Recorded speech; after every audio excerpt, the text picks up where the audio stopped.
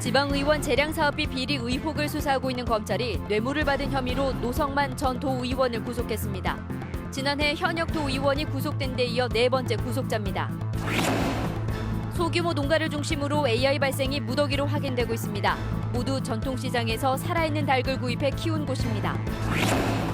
수학여행을 갔던 고등학생들이 친구들을 방에 가두고 집단 폭행했습니다. 피해 학생은 교사에게 SOS를 보냈지만 별다른 보호 조치를 받지 못했습니다. 대학교 교직원으로 취업을 시켜주겠다며 수억 원을 가로챈 40대 남성이 경찰에 붙잡혔습니다. 여러분 안녕하십니까? JTV 8시 뉴스입니다. 지방의원 재량사업비 비리 의혹을 수사하고 있는 검찰이 뇌물을 받은 혐의로 노성만 전 도의원을 구속했습니다. 지난해 현역 도의원을 포함해 지금까지 모두 4명이 구속됐습니다. 검찰의 칼끝에 지역 정치권이 요동치고 있습니다. 보도에 하원호 기자입니다. 아파트에 설치된 운동기구입니다. 노성만 전 도의원이 재직 시절 재량사업비로 설치한 것입니다. 노 전 의원은 지난 2012년부터 2년간 재량사업비 2억여 원을 들여 전주 시내 아파트 10곳에 이런 운동기구를 설치했습니다. 어린이놀이터나 이런 데 그 지원금으로 좀 하는 게 있는데 대부분이 보면 이미 지정해서 나오기 때문에 사실은 조금 저희가 직접 업자 지정하는 것도 좀 비싸게 책정돼서 들어오거든요. 검찰은 운동기구 설치업자로부터 리베이트 명목으로 2천여만 원을 받은 혐의로 노 전 의원을 구속했습니다. 설치 비용의 10%에서 최고 15%를 리베이트로 챙긴 겁니다. 검은 돈은 은밀하게 오갔습니다. 설치업자는 노 전 의원이 운영하는 가구 단지에서 마치 가구를 산 것처럼 돈을 건넸고 노 전 의원은 가짜 영수증까지 만들어준 것으로 검찰 수사 결과 드러났습니다. 오셨다 가시고 하지만 그런 소리 웬만하면 저도 모르죠. 노 전 의원은 그러나 가구점 직원이 한 일이라며 혐의를 부인하고 있는 것으로 알려졌습니다. 지난해 말부터 의원 재량사업비에 칼을 댄 검찰은 지방의회와 관련 업체, 인터넷 언론사까지 수사 범위를 확대하고 있습니다. 의원 재량사업비 비리와 관련해 이미 구속된 두 전현직 의원을 제외하고 도의회 안팎에서는 추가로 현직 의원 서너 명의 이름이 거론되고 있습니다. 지방선거를 불과 1년 앞둔 시점에서 검찰발 의원 물갈이가 어디까지 갈 것인지 지역 정치권이 요동치고 있습니다. JTB 뉴스 하원호입니다. 소규모 농가에서 AI 발생이 무더기로 확인되고 있습니다. 모두 최근 전통시장에서 살아있는 닭을 구입해 키운 곳입니다. 정부는 전통시장에서 산닭 판매를 전면 금지하기로 했습니다. 송창룡 기자가 보도합니다. 전주에 있는 한 농가입니다. 이곳의 농민은 지난달 28일 완주 삼례시장에서 닭 55마리를 구매했는데 최근 이 가운데 11마리가 폐사했습니다. 검사 결과 AI 발병이 확인됐습니다. 하우스 3개인데 두 군데서만 있었어요. 한 군데는 비어있고 원래. 이곳을 비롯해 어제 하루에만 6개 농가에서 AI 발생이 확인됐습니다. 이달 전북의 AI 발생 농가는 벌써 10곳을 넘어섰습니다. 이번 AI 진원지인 군산 서수농장과 중간 유통상인이 거주하는 익산 농장을 제외하면 나머지는 10마리 안팎의 닭을 키우는 소규모 농가입니다. 이들 농가는 완주 삼례시장과 군산 대하시장, 익산 북부시장, 임실시장에서 각각 산닭을 구입해 키운 것으로 확인됐습니다. AI에 감염된 닭이 거래된 것입니다. 옛날에 병아리 정말 사왔던가 보다 하는 걸 그렇게 나왔더라고요. 정부와 전라북도는 AI 확산을 막기 위해 전북의 닭과 오리 등 가금류의 다른 시도 반출을 금지하기로 했습니다. 또한 전통시장에서의 살아있는 닭 판매를 내년부터 전면 금지하는 방안을 추진하기로 했습니다. 이번 주가 고비로 보고 최대한 저희들이 신속하게 배차를 실시해서 여기서 사가신 분들은 주의를 좀 기울여야 된다고. 또 AI 걸린 소규모 농가가 더 있을 것으로 보고 AI 감염 확인과 수매 작업을 계속 진행하기로 했습니다. 하지만 소규모 농가가 몇 곳이나 있는지 정확히 알지 못하기 때문에 여전히 농가의 자진 신고에 의존할 수밖에 없는 상황입니다. JTB 뉴스 송창룡입니다. 대학교 교직원으로 취업을 시켜주겠다며 수억 원을 가로챈 40대 남성이 붙잡혔습니다. 이 남성은 자신이 대학교 비서실장으로 일했다며 취업 준비생 부모들을 속였는데요. 현재 교수까지 연루됐다는 의혹도 나오고 있습니다. 주혜인 기자의 보도입니다. 취업준비생 아들을 둔 강모 씨는 2년 전 한 남성으로부터 솔깃한 제안을 받았습니다. 아들이 대학에서 석 달간 계약직을 하면 정식 교직원으로 취업시켜주겠다는 얘기였습니다. 이 남성은 강 씨의 아들을 대학 내 산하 조직에서 근무하도록 한 뒤 대학 명의로 급여까지 지급했습니다. 그 급여 계획서에 3개월 후에는 정식으로 채용한 걸로 계획서를 세웠고 또 그 해당 학교 이름이 찍힌 명의로 그 급여가 입금이 됐기 때문에 믿을 수밖에 없습니다. 강 씨를 감쪽같이 속인 건 48살 유모 씨. 유 씨는 취업을 위해선 학교 발전기금 등을 내야 한다며 강 씨에게 9천만 원을 받아 가로챘습니다. 유 씨가 취업을 빌미로 학부모 9명에게 가로챈 금액만 무려 4억 원에 이릅니다. 유 씨는 자신이 이 대학의 비서실장을 지냈다며 학부모들을 속였습니다. 학교의 그 어떤 직위를 자기가 근무한 것처럼 속여서 직접적으로 취직시켜줄 수 있다는 그런 명함이나 이런 것들을 배부해서 믿게끔 해서 피해자들이 속을 수밖에 없었던 것으로 보여집니다. 유 씨의 사기극에는 이 대학의 현직 교수가 동원됐다는 의혹도 나오고 있습니다. 그 교수님을 소개를 받아서 식사도 하고 이것저것 그 학교에 관계된 이야기도 많이 하시면서 그 취업에 대한 거를 좀 힘써 주시겠다고 얘기를 했습니다. 경찰은 유 씨를 구속하고 해당 대학 교수 등 관련자를 대상으로 수사를 확대하고 있습니다. JTB 뉴스 주혜인입니다.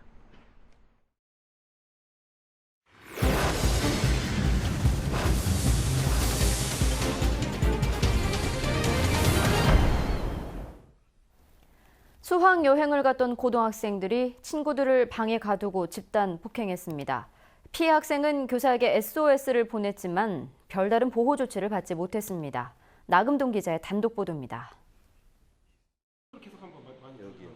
남학생 허벅지에 멍자국이 선명합니다. 고등학교 1학년 A군은 지난달 24일 서울로 수학여행을 갔다가 첫날부터 같은 반 동급생 3명에게 폭행을 당했습니다. 가해 학생을 흉봤다는 게 이유였습니다. 폭행은 1시간가량 계속됐습니다.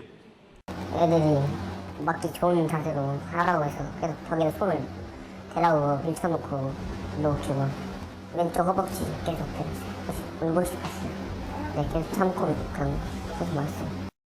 같은 시각, 같은 반 B군도 다른 방에서 집단 폭행을 당했습니다. 한 가해 학생은 B군 손목에 흉기를 대고 위협하기도 했습니다.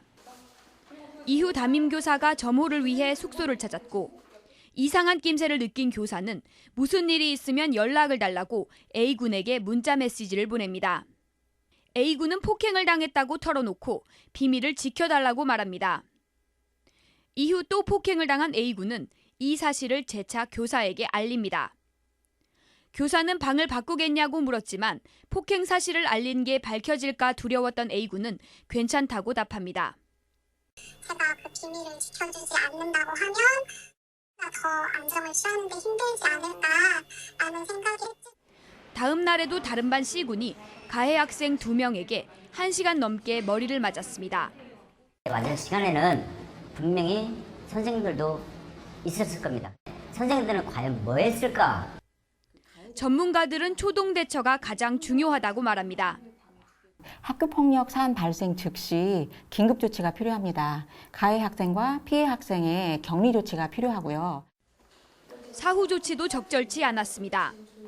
해당 교사는 폭행 발생 엿새 만에 학교에 이 사실을 알렸습니다. 피해 학생들은 상담 교사가 조용히 넘어가자고 종용했다고 말했습니다. 절박한 상황에서 SOS를 보냈던 피해 학생들. 하지만 교사는 물론 학교까지 아무도 이들을 지켜주지 않았습니다. JTB 뉴스 나금동입니다. 축산 질병이 잇따르면서 사육 환경을 개선해야 한다는 지적이 높습니다. 하지만 무허가 축사 가운데 적법하게 개선한 곳은 6.2%밖에 되지 않습니다. 비용 때문에 축사 개선이 쉽지 않습니다. 내년 3월부터는 폐쇄 명령이 내려질 수 있습니다. 이승환 기자가 보도합니다. 젖소를 키우는 이원흥 씨는 요즘 불법 증축한 축사를 규정에 맞게 고치느라 골치가 지끈거립니다. 축사를 허가받은 면적보다 3배 가까이 늘려 법정 건폐율을 크게 초과한 터라 그만큼 인접 땅을 사들여 비율을 맞추고 있습니다. 앞에 땅을 사가지고 그놈을 하려니까 또 문제가 있어요. 이거 마음대로 되는 게 아니에요. 정부는 2015년 가축 분뇨법이 강화되자 2018년 3월까지 무허가 축사를 적법화하도록 하고 이후에는 축사 폐쇄나 사용 중지 명령을 내릴 예정입니다. 정부가 준 시한이 9개월 앞으로 다가온 상황. 전라북도의 축산 농가 가운데 무허가 시설이 있는 곳은 무려 40%가 넘습니다. 하지만 이 가운데 지금까지 적법화 절차를 마친 곳은 6.2%에 불과합니다. 만만치 않은 비용이 가장 큰 부담입니다. 건폐율을 맞추려면 땅을 산 뒤 기존 불법 건축물을 측량하고 또 설계를 해서 지적대장과 건축물 대장에 반영해야 합니다. 정부가 적법화를 독려하기 위해 이행 강제금을 최대 50%까지 깎아준다지만 땅값 이외에도 적게는 수백만 원에서 많게는 1, 2천만 원 이상 듭니다. 그런 비용 같은 경우는 축사 건축 비용하고 거의 비슷하게 들어가기 때문에 그 다음에 이제 설계나 측량 비용이 들어가고 그다음에 이행 강제금 역시 만만치 않기 때문에 시군들은 부단체장을 중심으로 무허가 축사의 적법화 절차를 독려하는 한편 설계비 등을 지원하는 방안을 고민하고 있습니다.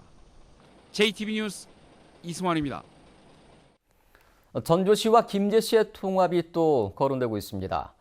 혁신도시 행정구역 통합을 서두르자는 의견도 나왔습니다. 갈등으로 확산되지 않으려면 먼저 공감대 형성이 시급해 보입니다. 김철 기자가 보도합니다. 전북 도의회 김종철 의원이 전주와 김제의 통합을 제안했습니다. 김제 새만금의 공항부지와 항구시설 그리고 전주의 SOC 기반을 함께 사용하면 전북 발전을 가져온다고 주장했습니다. 전주시와 김제시 통합은 농업 중심 산업에 머물고 있는 김제 지역 산업의 다양화와 새만금 공항의 유치, 새만금 신공항의 개발 극대화를 위한 기회입니다. 그러나 김제가 통합에 부정적입니다. 지난해 정동영 의원이 통합을 거론했을 때 김제 시민들은 강하게 반발했습니다. 김제와 전주는 역사적 동질성이 없고 김제 시민의 반발이 거세어서 김제 정치권 내부에서도 통합 문제는 거론하지 않기로 매듭지었습니다. 전주와 완주, 둘로 나뉜 혁신도시 행정구역을 하나로 합치자는 의견도 나왔습니다. 대중교통과 문화시설이 부족한 혁신도시 주민들의 불편을 줄이려면 행정구역 통합이 시급하다는 겁니다. 송하진 지사는 전주, 김제 통합의 경우 두 지역이 이질적이라 쉽지 않고 혁신도시 행정구역 통합도 특정 지역에 통큰 양보가 필요하다고 밝혔습니다.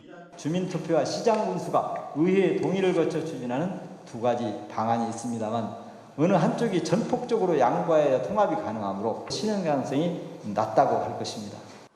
전주와 완주는 2013년 통합에 실패한 뒤 통합청사 건립비용 반환을 놓고 소송을 벌이는 등 큰 갈등을 겪었습니다.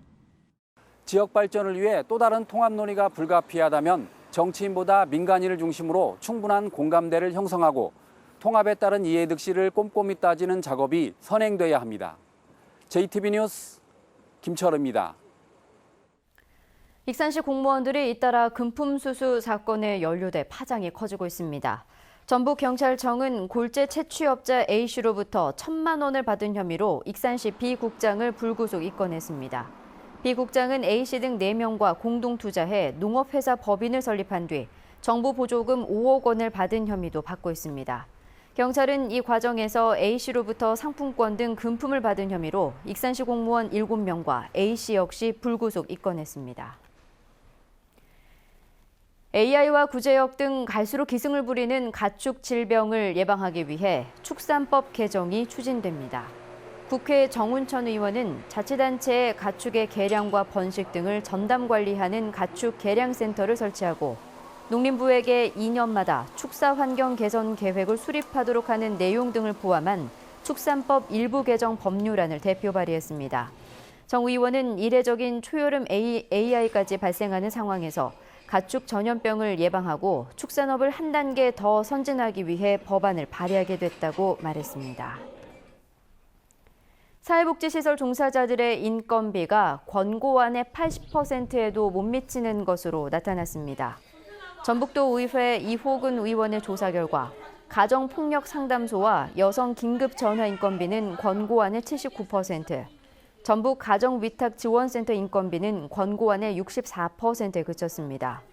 전라북도는 상담소 인건비의 경우 국가와 자치단체가 반반씩 부담하는데 여성가족부가 예산 부족을 이유로 모든 인건비를 지원하지 않아 지방비도 함께 감액됐다며 여성가족부의 인건비의 전액 지원을 요구하고 있다고 밝혔습니다. 전북은 오늘 전주 15도 등 23도에서 26도의 기온 분포를 보였습니다. 내일도 대체로 맑은 가운데 가끔 구름이 많겠습니다. 아침 최저 기온은 11도에서 17도, 낮 최고 기온은 25도에서 29도로 오늘보다 2, 3도가량 높겠습니다. 미세먼지 농도는 보통 수준을 보이겠습니다. 주말인 모레는 흐린 가운데 구름이 많겠습니다. 전주기상지청은 당분간 낮 기온이 25도를 웃도는 초여름 날씨가 이어질 것으로 내다봤습니다.